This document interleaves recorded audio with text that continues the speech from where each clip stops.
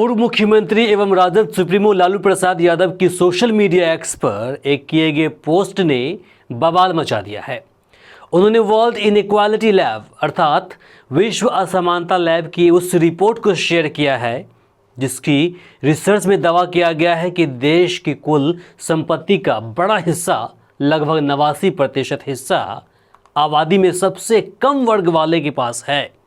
साथ ही देश की सबसे अधिक आबादी वाले 85% ओबीसी SC ST के पास बाकी बचे 11% ही हिस्सा है। यानी आसान भाषा में बताएं तो देश की कुल संपत्ति के 89% मालिक सवर्ण यानी उच्च जाति के लोग हैं, वही बाकी बचे 11% के मालिक ओबीसी SC ST हैं, जिनकी संख्या देश में 1/3 से भी अधिक 85% है। पूर्व मुख्यमंत्री ने देश के मोदी सरकार पर निशाना साधते हुए कहा है कि इससे पता चलता है कि हमारे देश में सामाजिक आर्थिक असमानता की जड़ें कितनी गहरी है। मोदी सरकार लगातार 10 वर्षों से ओबीसी SC और ST वर्ग के छोटे व्यवसायियों को भी टारगेट कर खत्म कर रही है।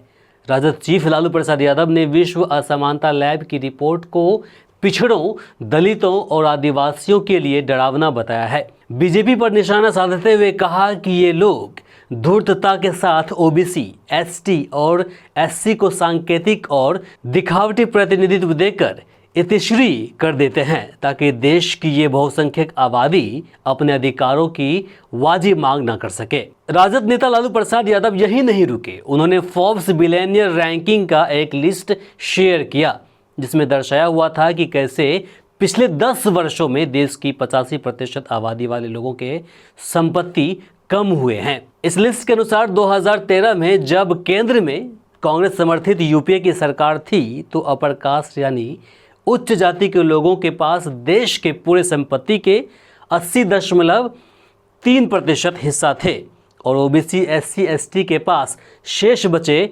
19.7% था, जो अगले साल बढ़कर ओबीसी SC ST के पास 21.9% हो गया।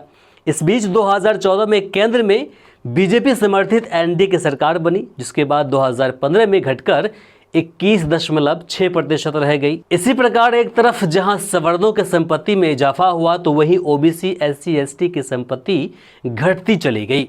2016 में घटकर 20.3%, 2017 में 19.9%, 2018 में 18.3% रह गया, 2019 में 18.6%, 2020 में 15.7%, 2021 में 14% और अब 2022 में देश के कुल संपत्ति के 11.6% मालिक ओबीसी SC ST रह गए हैं। वहीं जिस उच्च जाति की कुल आबादी लगभग 15% है, वे देश के कुल संपत्ति के 88.4% के मालिक बने बैठे हैं। अब सवाल उठता है कि जिस रिपोर्ट की बात राजद सुप्रीमो लालू प्रसाद यादव कर रहे हैं, क्या उस पर विश्वास किया जा सकता है?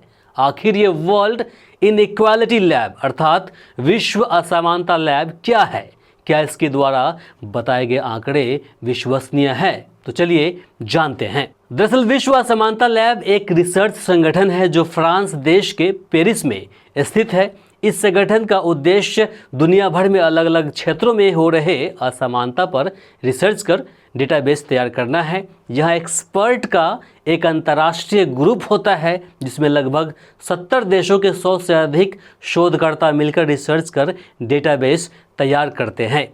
वर्ल्ड इनइक्वालिटी लैब की वेबसाइट पर दिए गए जानकारी के अनुसार वे पर्यावरण के घटित हो रहे असमानताएं, राजनीतिक असमानताएं, जेंडर असमानताएं, टैक्सेशन के साथ साथ कई विषयों की रिपोर्ट जारी करते हैं। विश्व असमानता लैब की ओर से अप्रैल में जारी किए गए रिपोर्ट में कहा गया था कि भारत में अमीरी गरीबी के बीच की खाई बढ़ी है। ये संगठन भारत के अलावा अलग अलग देशों के असमानता की समस्या को कम करने के लिए नीतिगत सिफारिशें भी करता है। विश्व असमानता लैब की ओर से साझा की गई रिसर्च में पिछड़ों, दलितों और आदिवासियों के लिए डरावने आंकड़े सामने आए हैं। यह रिसर्च देश में बढ़ती सामाजिक आर्थिक गैर बराबरी को उजागर करती है, जो काफ़ी चिंता का विषय है। वहीं लालू प्रसाद यादव के इस ट्वीट को लेकर सत्तारूढ़ पार्टी के किसी बड़े नेताओं का अभी तक कोई प्रतिक्रिया नहीं आया है। बाकी इस खबर को लेकर आपकी क्या प्रतिक्रिया है, कमेंट बॉक्स में लिखकर ज़रूर बताएं। इस वीडियो को अधिक से अधिक शेयर करें ताकि बाकी लोगों तक जानकारी पहुंच पाए। अगर आप हमारे चैनल पर नए हैं तो उसे सब्सक्राइब कर लें। अगर आप हमें फेसबुक पेज पर देख रहे हैं तो उसे फॉलो करना बिल्कुल ना भूलें। आप देख रहे थे वी आवर्स न्यूज़। नमस्कार, शब बखैर।